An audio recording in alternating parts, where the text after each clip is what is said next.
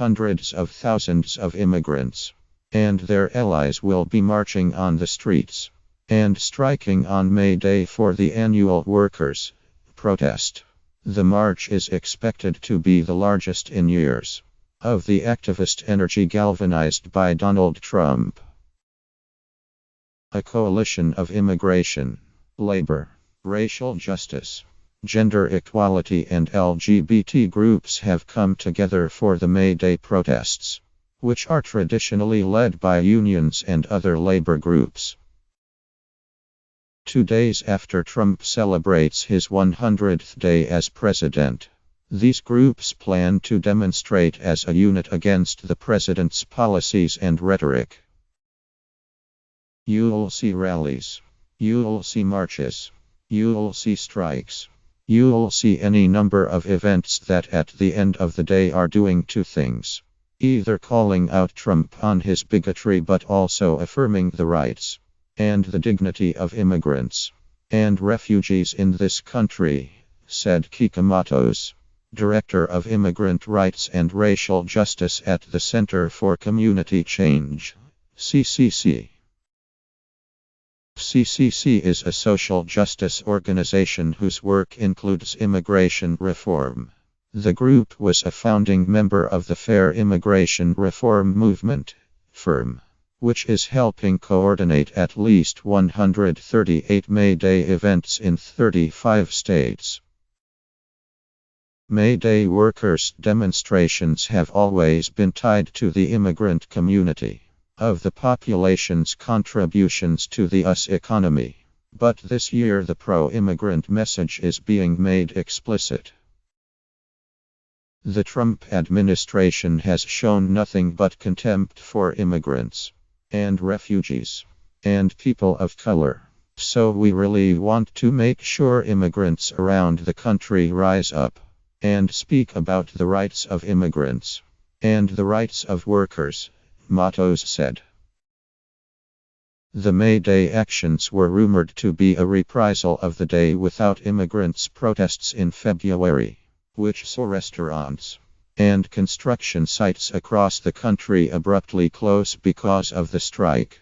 There was a similar action on 1 May 2006, when more than 1 million people participated in a protest and boycott for immigrant rights.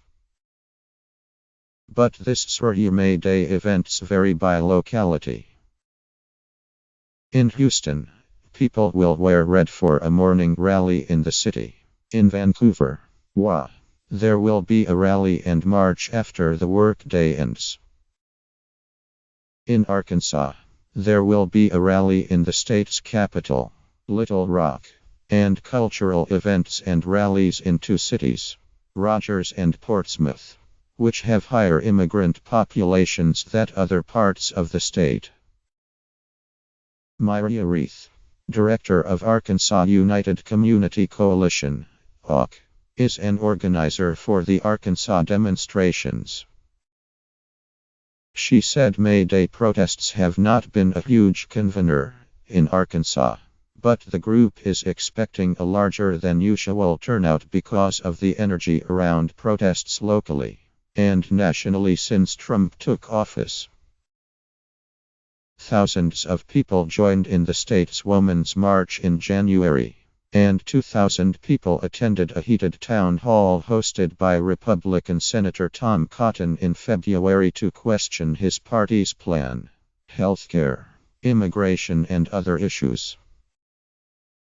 We think this is an opportunity to rise up in support of workers, Reith said.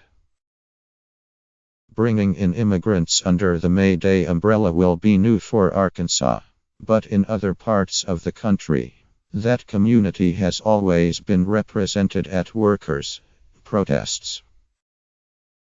The Las Vegas March is being organized by Culinary Union Local 226, the state's largest immigrant organization. We want to show solidarity between workers that are black and brown and white and LGBT, said the union's spokesperson, Bethany Kahn. Khan expects a minimum of 5,000 people will participate in a march down the famous casino-lined Las Vegas Strip. She was confident the turnout for this protest would be significantly higher than in previous years.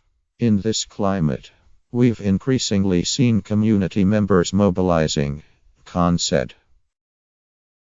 The May Day protest will follow months of high-volume demonstrations in the US, including the People's Climate March on Saturday.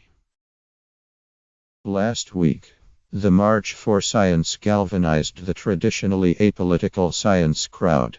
The Women's March in January was one of the largest demonstrations in US history, and the hastily organized Day Without Immigrants protests in February closely followed spontaneous demonstrations at US airports after the White House issued a travel ban. Refugees and citizens of 7 Muslim-majority countries